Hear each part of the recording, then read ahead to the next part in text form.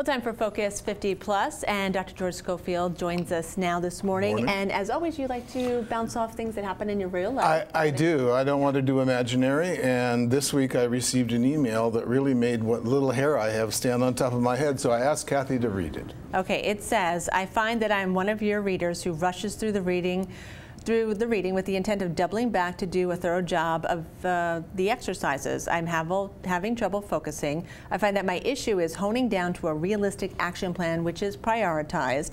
Elementally, however, the foundation of financial comfort is pretty non-existent. If my husband exits this world before me, I will be one of those wives who have no clue of where the accounts are and how to manage them. If you have time in your schedule, I would appreciate you accepting me as a coaching client.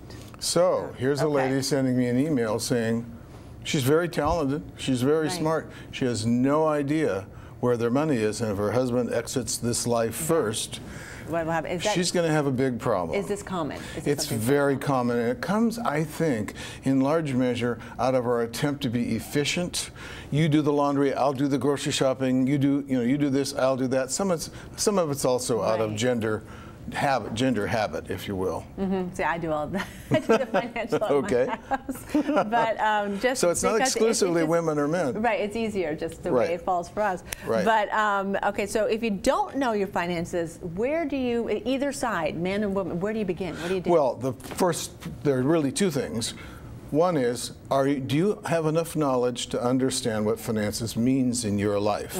Do you need to go to the Women's Resource Center or Lifelong Learning and take a class in basic finance? How do I understand my money, where it is?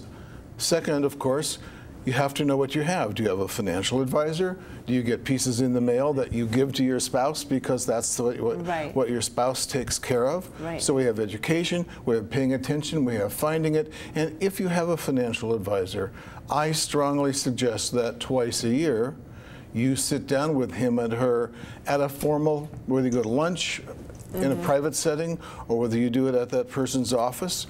You want to go through, because periodic review is really an important part of getting in your head what you have, not to mention writing it all down and keeping it in one place. Right, so that last part there is staying current with Absolutely, all your stuff, so. Absolutely, because there's only one way to stay current, and that's to read what you get. Yeah, that's exactly it.